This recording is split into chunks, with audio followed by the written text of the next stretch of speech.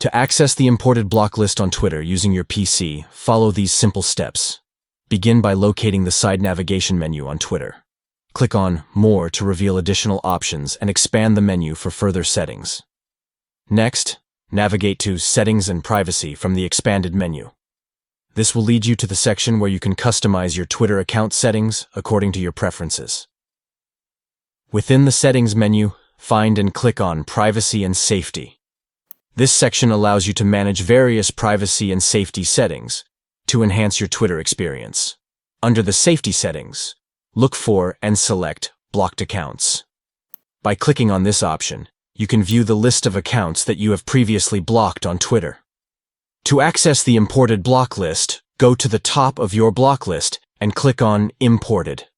This will display the accounts that you have blocked after importing another account's block list. By following these steps, you can easily view the imported block list on Twitter using your PC. Managing your blocked accounts, including those imported from other lists, helps you maintain a safe and personalized Twitter environment, tailored to your preferences.